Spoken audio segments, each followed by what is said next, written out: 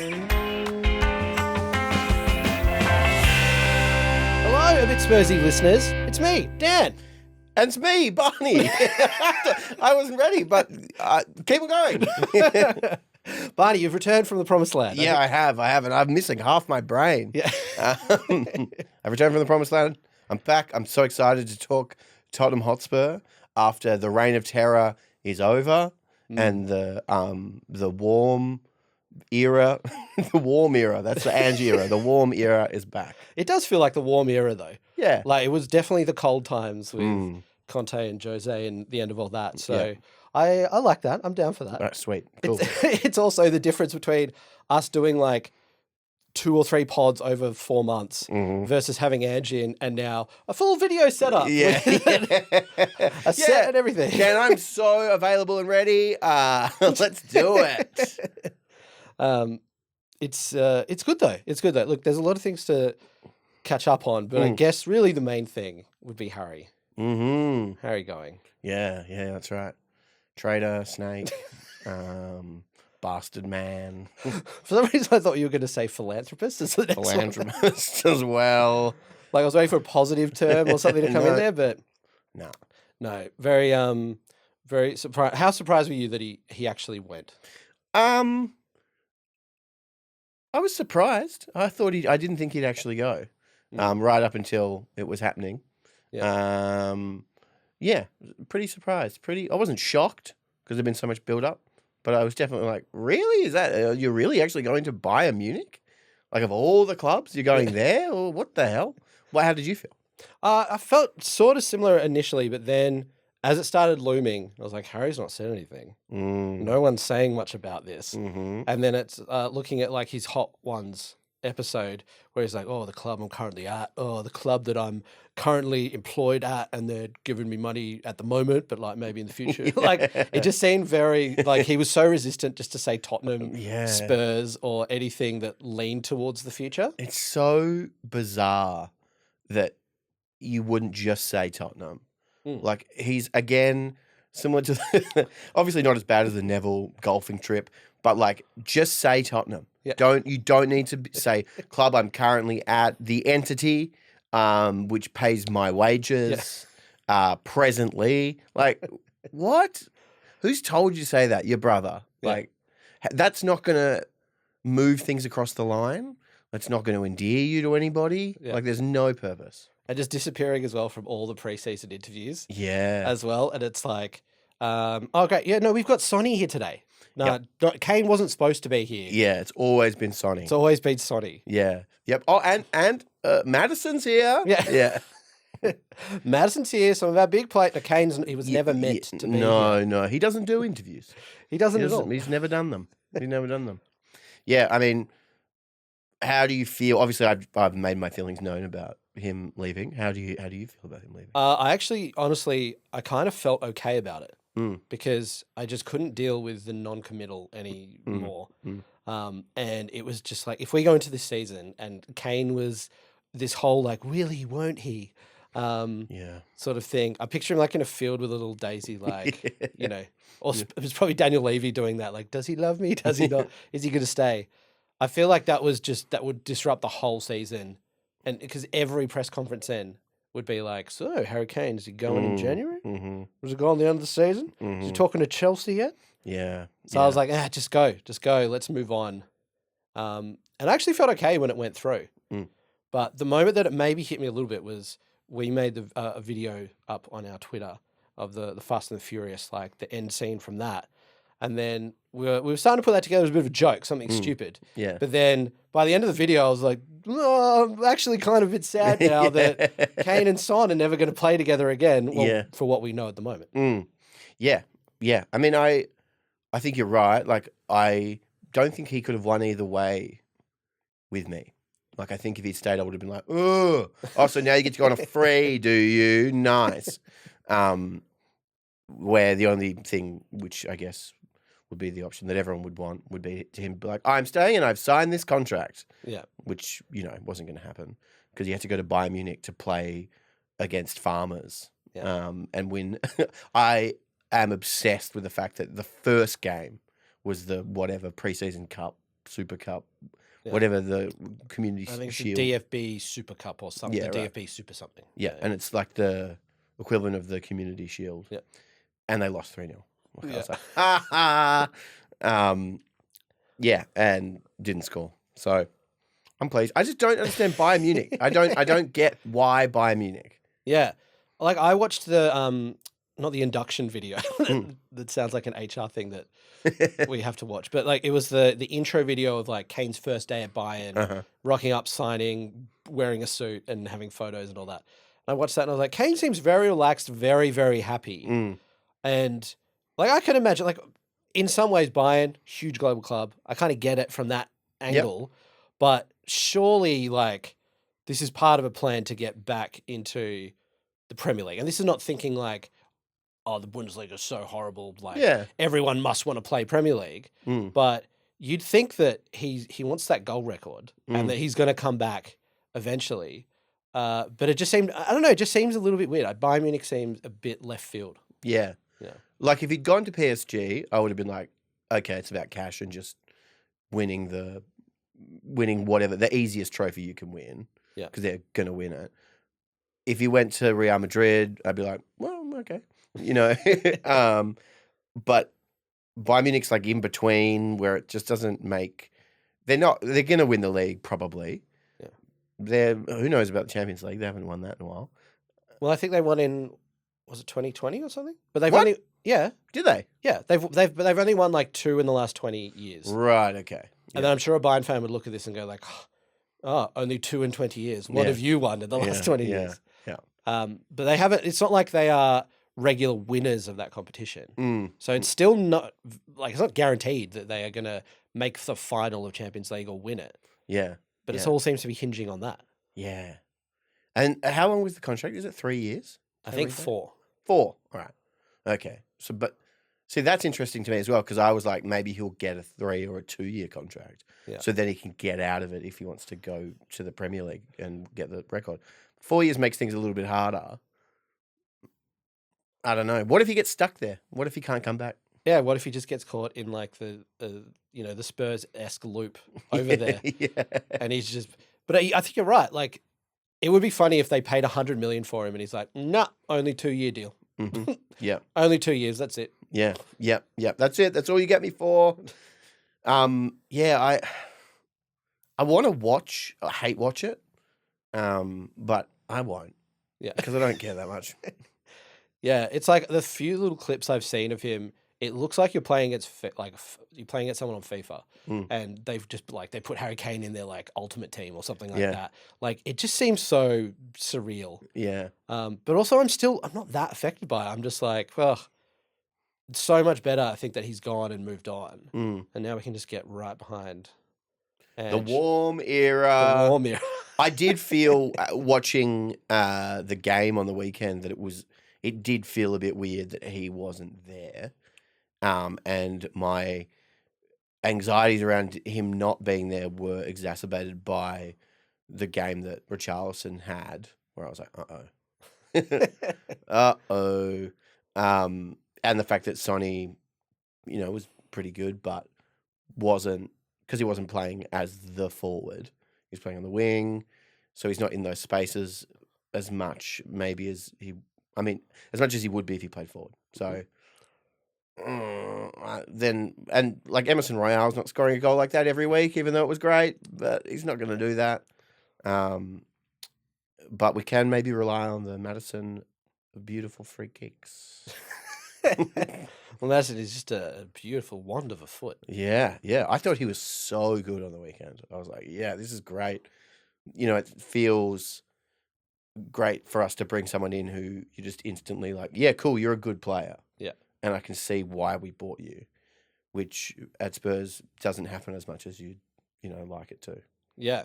I think especially him and Basuma, like that's such a tasty midfield Yeah. pairing. And then if Bentancur comes back and is playing that other role, it's pretty good. Yeah. Like that's like sorted. I think midfield sorted. But I agree. Like I'm still like Team Sonny, Team Richie. I think they can do something. It might take a little while to get used to it, but sorry for them to get used to to playing the system, especially Richarlison. But he's going to have to probably be a little bit more clinical with some of these chances that he gets. I just don't. I don't remember seeing him be clinical like Harry would be, or even Sonny would be, and that worries me. That there's no evidence of him sort of. He scored great goals for Brazil. He was a total pest at Everton, but he's just not. If he gets the ball, it's like, he might score from any opportunity in the box. Where I'm like, you're not sharp. Yeah, you're blunt. You're blunt. You need to go in the. I was going to say, what's the block called that you sharpen knives? Is it just a sharpening block? I don't know. A sharpening tool? Yeah, sure. You need to go into the sharpening block. Yeah. Go. Okay. I hope that's what Ange's comments are to him, at halftime or after the game. Yeah, mate. You need to go into the shit. Get him in there, guys. I did think it was good though that Ange said he made a lot of runs that weren't picked up, and they were good runs. So, and there were a couple of balls that got played to him that were almost perfect, but even those balls, I still, with him on the end of them, wasn't like, this is guaranteed, like this, or this is 80%. It's like, who knows what's going to happen. Yeah, I wonder if we're going to see Sonny try through the middle, but then if that happens, and Richarlison maybe goes out wide, it's still it is a little bit up in the air. I'm still holding out hope because I'm too. Yeah, I'm like, what else do we have? At this stage to do. But maybe if they're kind of interchanging a little bit, it could work out. I think we're going to struggle against teams who just try and low block.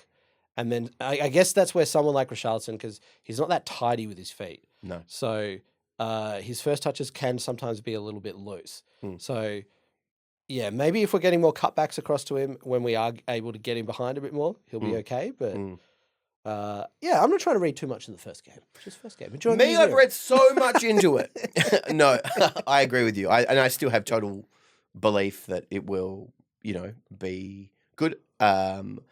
But at the same time, there's just a tiny little pigeon whisper. See what I did there? Yeah.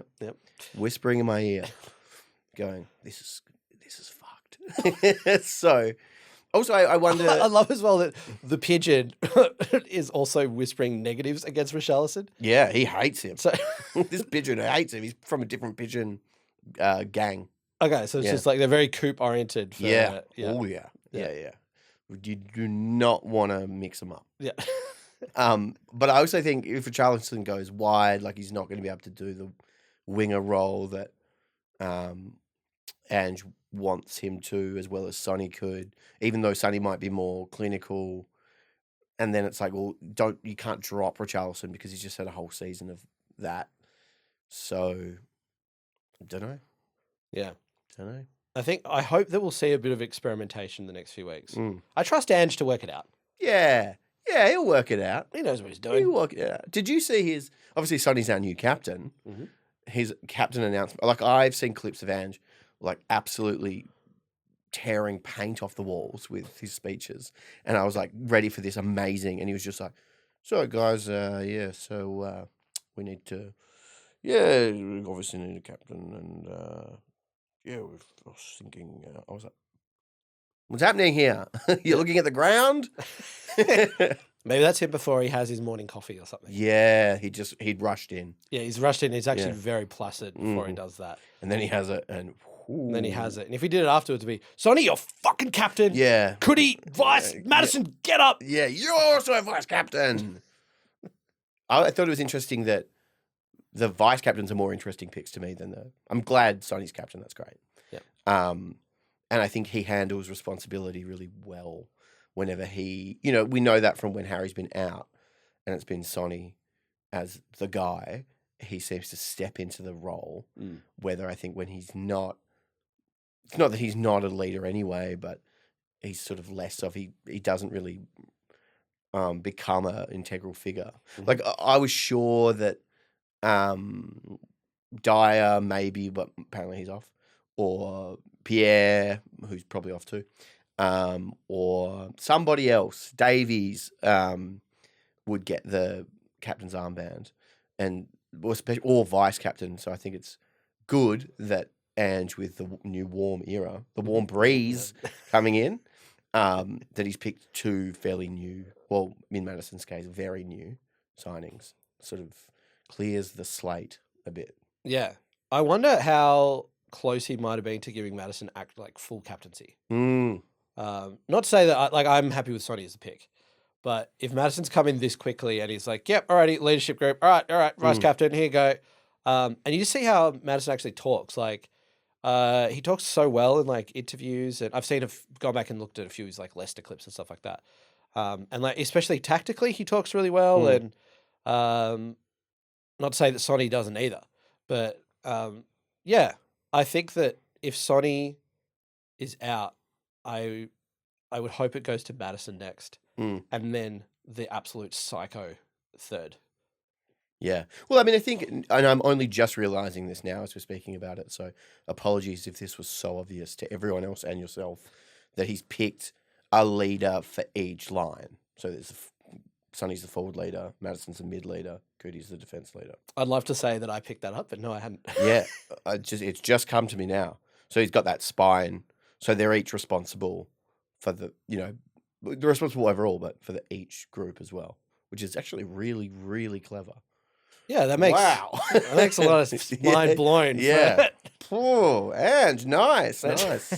Not just a dumb Australian. No, not just a dumb Australian. He also knows how to make captains. Yeah. I love you tell that your defense leader, Cootie. Your defense leader. Madison, your midfield leader. Yeah. And initially they're like, what do you mean? Is that captain? Is that vice captain? What is Sonny, your forward leader? Yeah. And also leader. Yeah. Okay, all right. Your leader. What did you think about Cootie coming off with the concussion, that whole situation? Post, I thought good call. During it, I was very confused as to what was happening. Yeah. And I only saw after the game a clip of him after he'd scored the header. I haven't seen it. Well, I haven't seen that clip. Yeah. Yeah. So during the game, I missed that because I was just so excited that we scored. Yeah. And I probably messaged you or something. Yeah. and so I missed that moment. But then afterwards, it shows that he sort of scores and then he's peeling off for the celebration and he kind of winces a bit and then I think he kind of bends over and then comes back up and then Basuma and Emerson, they just turn to the bench straight away and they're like, whoa.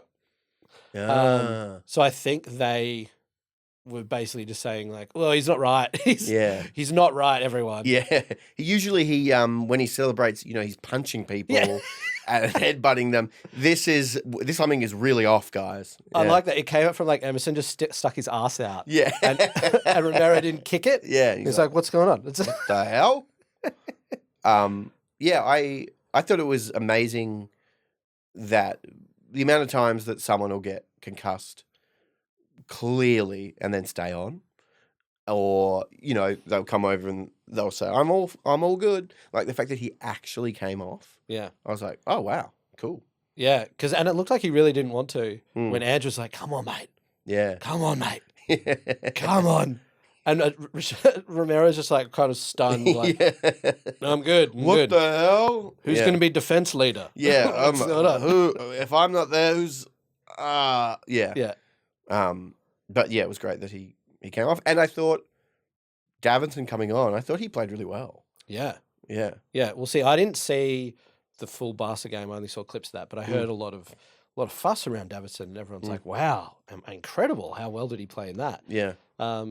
But then seeing him come on and I've said it online. I was like, "Oh, I thought he was really good." He made this wonderful recovery tackle.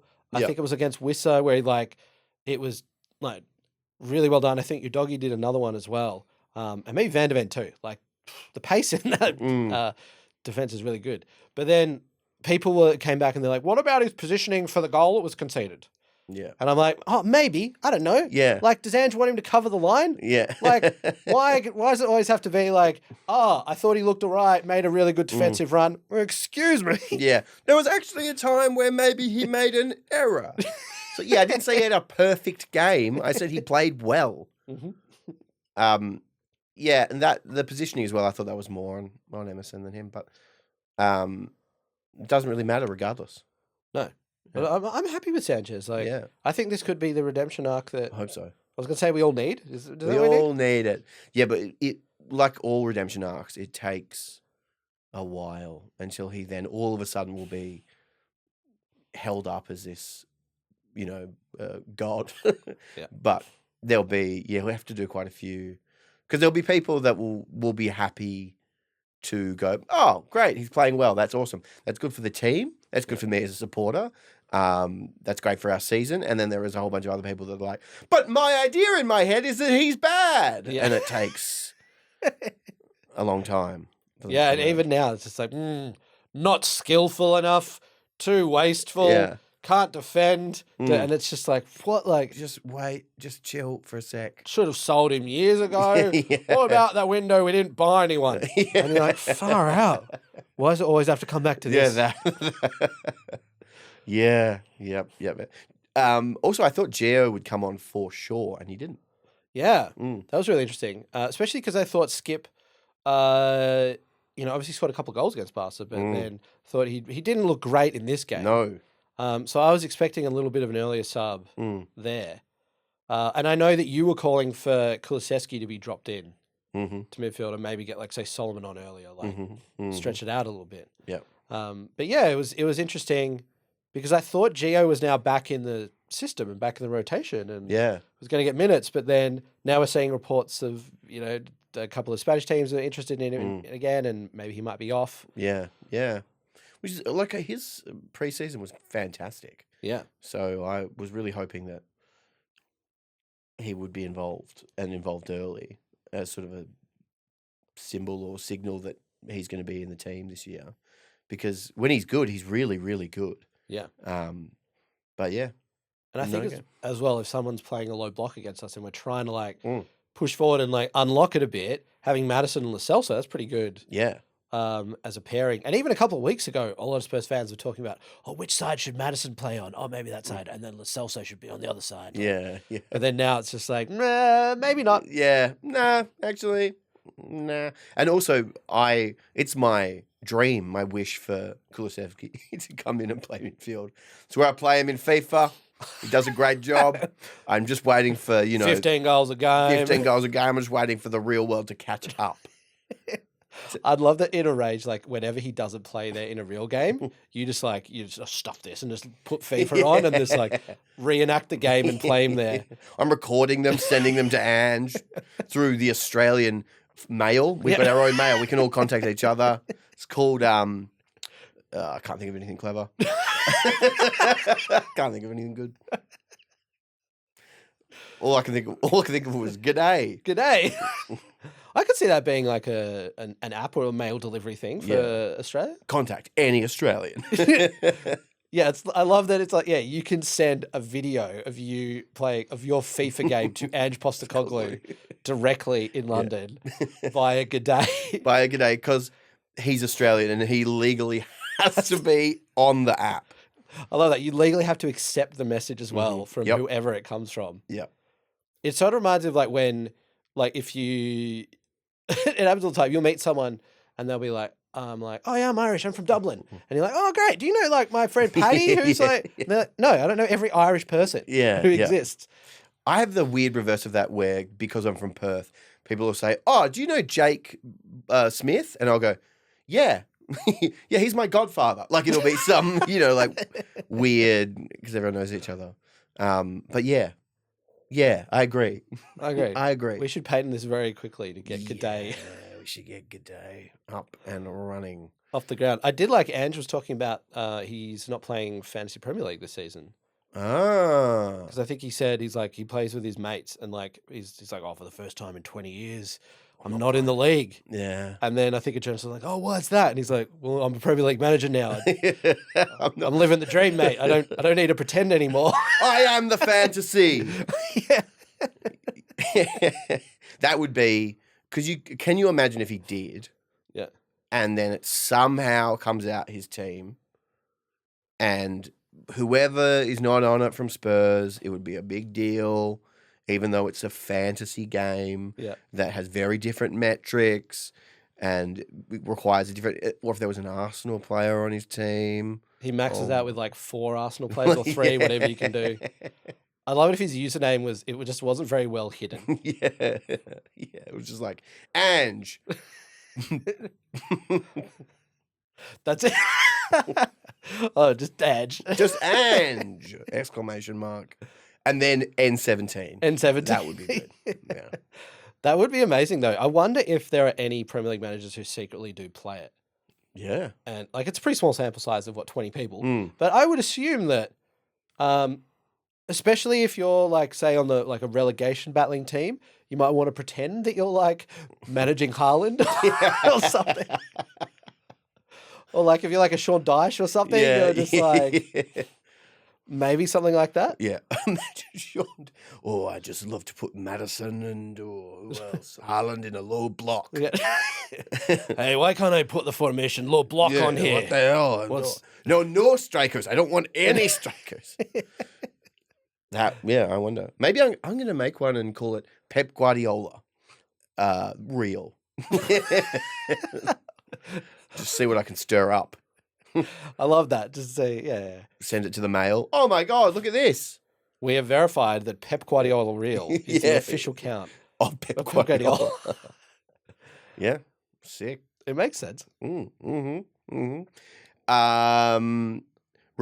all of this. I would never do that. I would never do that. Yeah, it's happening. Did you see from the game this, which I found hilarious? There was a photo of some fans outside the ground with old mate Paratici. Yes, I did see that.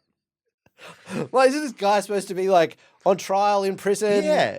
Doing that, like he's just rocking up to the Brentford game. Apparently, he's like still a consultant for us or something. What? I didn't know that. Yeah, I thought he just couldn't like. He was one of those people that peaked in high school that's like come back the year after they've left, being like, oh, "Thought you got rid of me." What the? Yeah, I was like, "Oh God, he's ill. What's he doing here?" I do love that. It's like, the last class of the class of 2022, that was so cool and everything. Yeah. Especially Paratici. We're never going to see him again. Day 1 of school, he just burst through into the quad. Yeah, I'm back, everyone. Oh my God. Yeah, I thought he was like rotting in Alcatraz or something, but apparently not.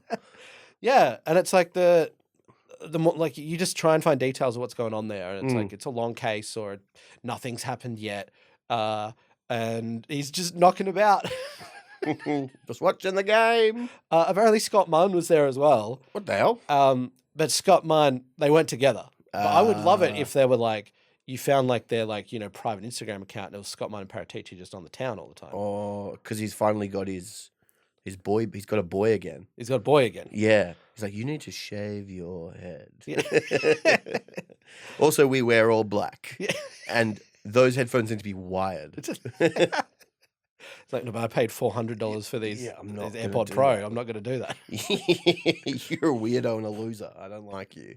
Paratici tapes string onto his. Yeah. It's all about the look. It's all about the look, my friend. Always be on the phone. Yeah.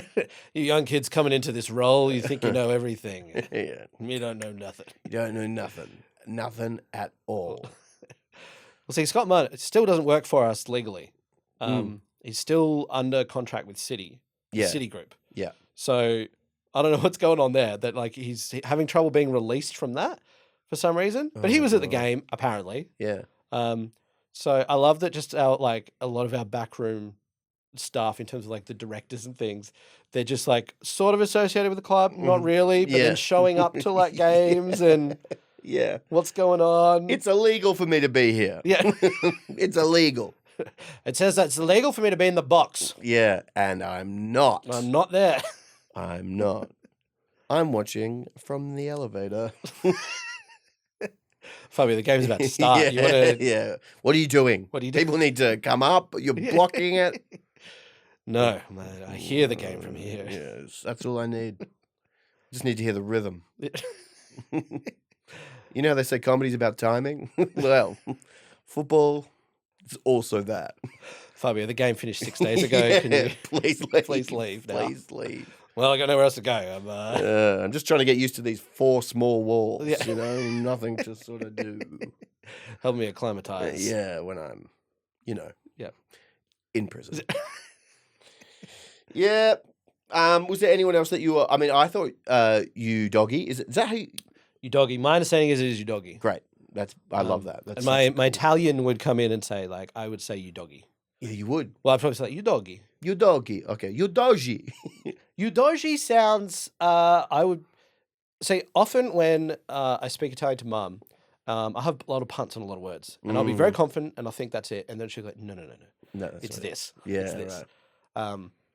Like she would probably like scorn us every time we say paratici instead of like paratici. Paratici. Yeah. But I'm going with Udogi until I'm told otherwise. Great. Cool. Let's do that. Because I love Udogi as a name. Udogi's It rules. I thought it was great. Yeah. And I thought it was great that there wasn't a heap of fanfare about him. That he can just continue to be great under the radar. Because, I thought he ruled. Yeah. And I wonder if that's because we technically, signed him and then loaned him back. But yeah, it just seems like no one's really, like in terms of other teams, no one's really worried about like Udogi and what he can do. And just from what I've seen, it's like he's something else. Yeah. Because I initially just thought when I heard he's like, he's super quick, he loves getting forward, attacking, good on the ball, good dribbler. I just assume any player that's like that is going to be short. But then to see him and he's like 6 foot, and it's like, all right, he can match it defensively. And he got involved like in a couple of like defensive, I was going to say defensive moments. Ooh. But that makes me sound like someone who's never watched the sport. He was in the half spaces. Elaborate, please. What does that mean? What's a half space? It's not a full space. Yeah, it's But he's great. Yeah. He's incredible. And another amazing recovery run that he made at one stage. And him and like Van der Ven, like that is a left side pairing. Oh. But did you see Tim Sherwood came out today and said, he's a bit wooden. It's like, don't call anyone wooden, Tim. You can't. Yeah. And I think he also, in that quote, he maybe mentioned Vertonghen. But then I saw someone else dug up an old quote that Tim Sherwood had on Vertonghen, and he was calling Vertonghen crap. Oh, my God. I was like, oh, can't really defend, can't this, can't that. And he just like, it was so weird with this Sherwood quote on Van der Ven, because I think he also was like, yeah, I haven't seen a lot of him, so, don't take this for... And it's like, just don't talk. Just don't say the comment. Like, if you're a pundit that's getting paid to make comments on the game, don't just go, well, I need to say something, so I'm going to say it about this player I know nothing about. Well, he's a bit wooden. Yeah. I wonder how many pundits say things like that because, say, they're on TV or they're being paid to have an opinion on something they know. Like, how many times during a broadcast do they just go, all right, well, I've got to go one way or the other on this guy, so I'm just going to... I was railing on Van der Ven, so now they've said skip, and I'm just going to say he's really good. Yeah. Because it's the opposite of what I said before. Yeah. Like, with no reason as to why. I'm sure a lot of them take punts on it. Because I heard Peter Crouch talking about, like, when you are doing punditry, like 2 weeks before the game, they give you a big dossier of all this info on the teams, how they've been playing, all the players, all that sort of stuff. And I'm sure that like people like Sherwood will just not read it. They can't, because I've always been like, what research do they do? But it's done for them. Yeah. They can't be reading them. No. Unless it's like, this is Spurs. They have a chicken as logo. Yeah. Like, good to know. Great. I feel ready. Yeah, Tim's like, can I get the 3 dot point version? Yeah. Can I get the audio book version? Limit it to 10 seconds, please. But he's so like, it was so bizarre, especially because in this game there was a lovely moment where Van der Ven did that lovely turn, like and then broke away and started an attack for us. But just to be like a centre back is wooden. It's like I want to criticize them. It's like obviously centre backs are not going to be as mobile as a winger. It's not going to happen. But to just be like, oh yeah, a bit wooden. Oh, a bit wooden. Straight lines really quick, but wooden. Yeah. So what does it even mean? So funny. Yeah, it's like being like, that ice cream van does terrible fried chicken. Yeah. They don't sell it. Right. They don't sell it. It's not even on the menu. Exactly. Yeah. I was eating pretend food for hours. Yep. But look, we can always rely on Sherwood to pipe up. He's always going to say something. He's always going to say something.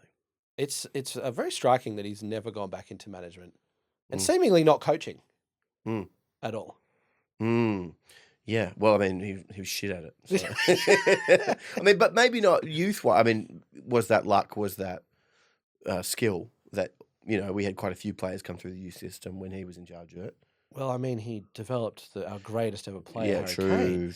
true. Yeah, It was all down to Sherwood. Yeah, he built him. I saw Kane and I thought, you know what? He could score a goal. I'm going to give him his shot. Yeah. And like Tim, we're not even talking. We're talking about like it's Chelsea-Liverpool we're previewing right now. It's like a monkey at a roulette wheel, just spinning it and being like, that one. It's he's a piece of work.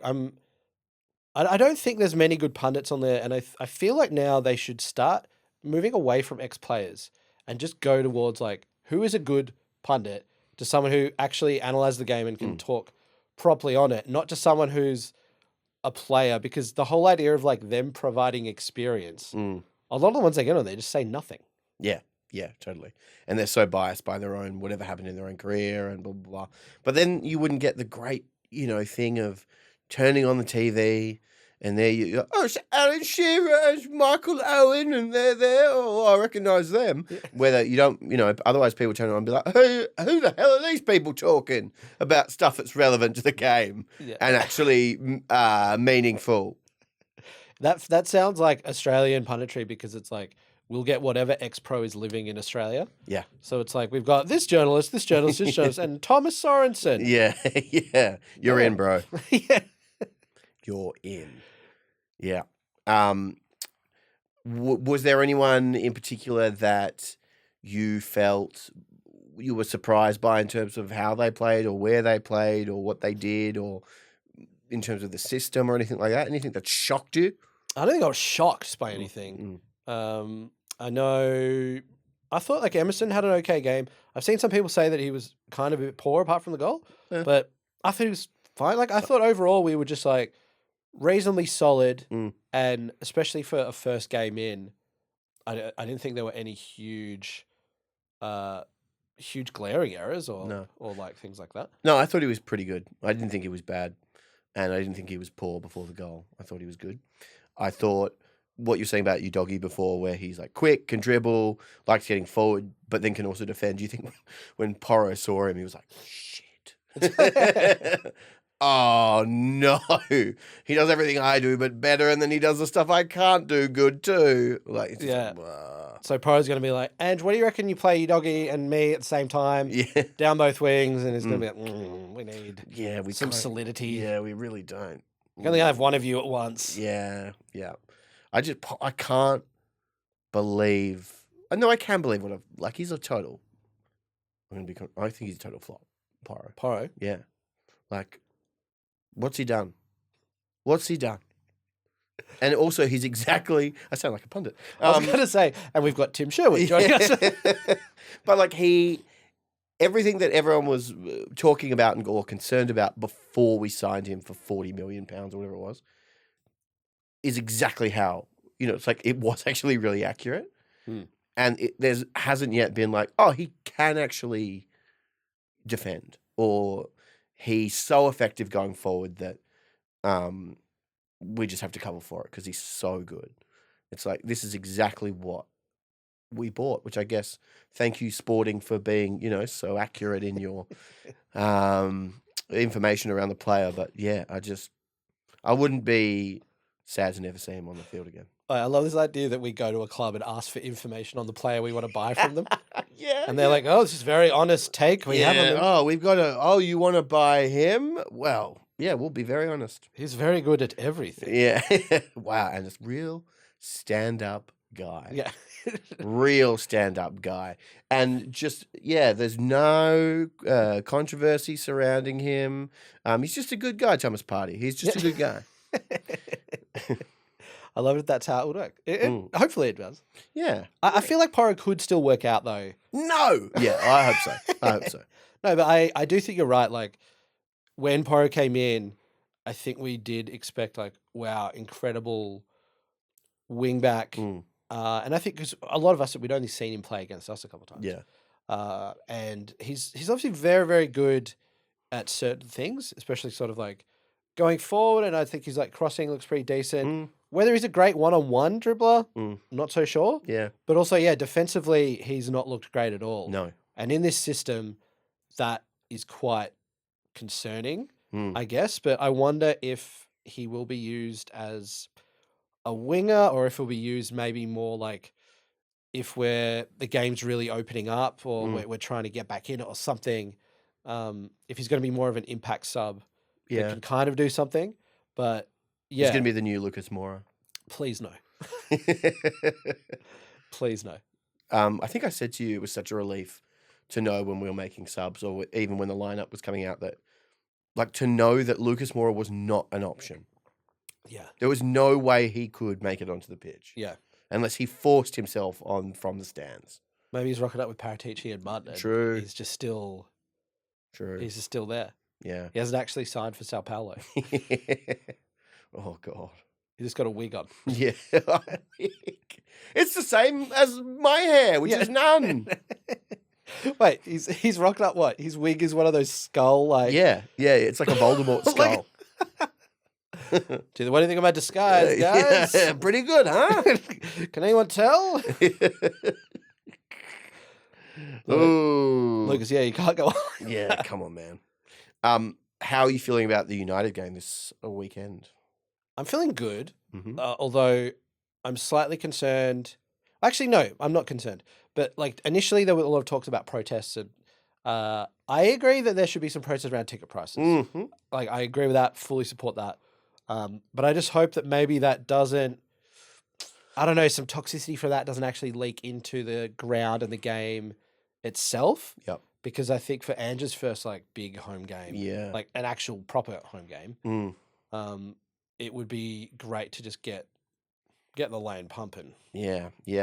Well, it's sort of a weird, because of course there needs to be a protest about ticket prices, like it's ridiculous. But there's this weird, because it is like, well, we still want the team to do well and we still want to support. The fact we've got a new manager and we're playing Man U. So it's sort of this weird situation where you're kind of like, oh, could we do it? I mean, we don't live there. So maybe if I lived there and was going every game, I'd be like, nah, we got to do it right now. If they put the price of Optus Sport up, oh my God. Yeah. Then we would start.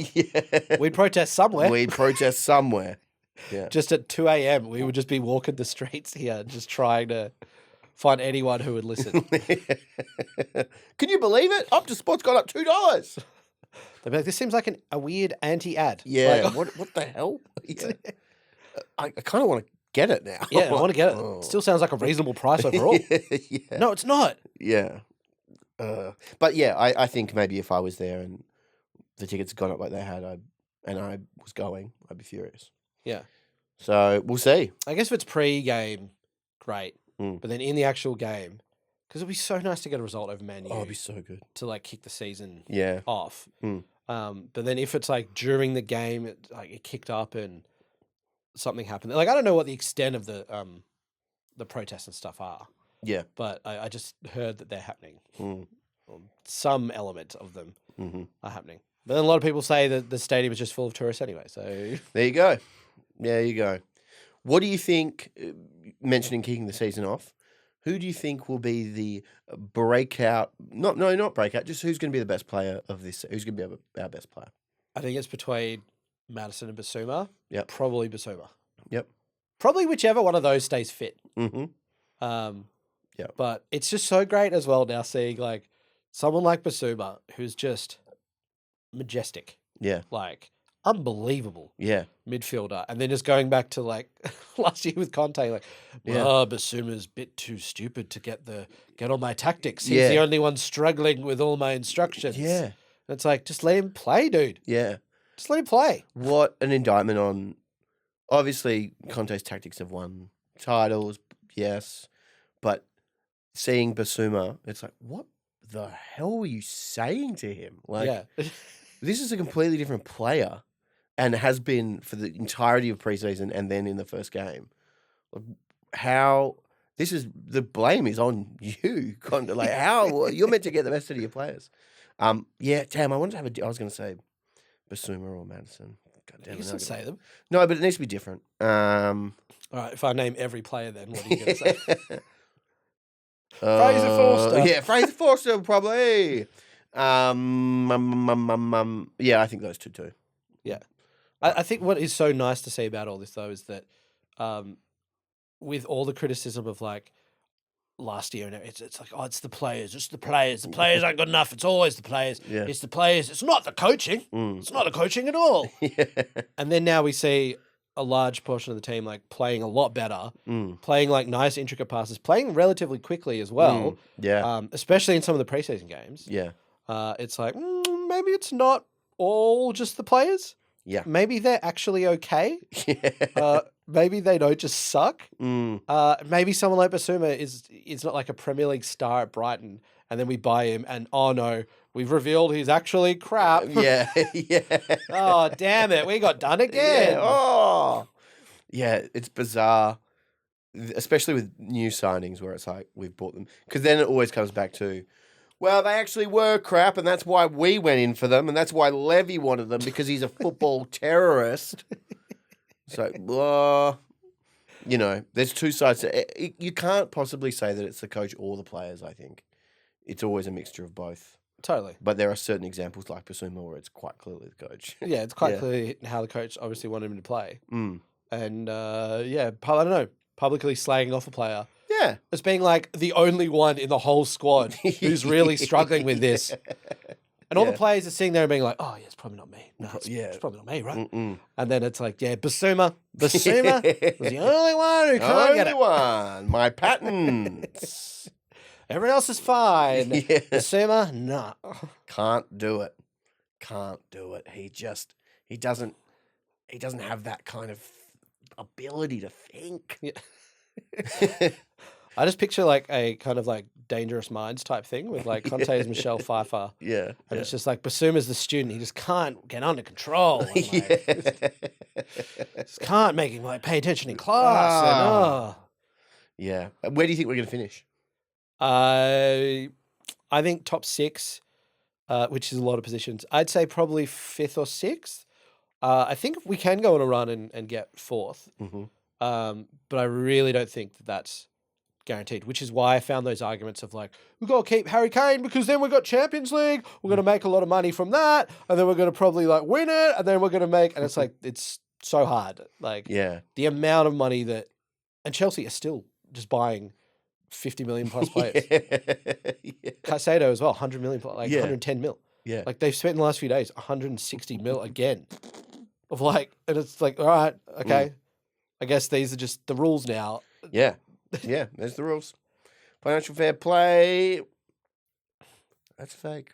Yeah. It's been fake for a long time. It's all fake. Yep. I just love it that too. It's instead of when you like call any question, people are like, nah, but it's within the rules because of like amortization and like what you can do is you write it off and like it's a profit and then you sell that. And it's like, yeah. Regardless, it's not right, surely. Yeah. Like as in, we can still look at it and go, this isn't good for the game, even if it is operating somehow within the laws. Yeah, they found a loophole. Yeah. Well, actually, what you'll find is they're actually taking money from Saudi Arabia.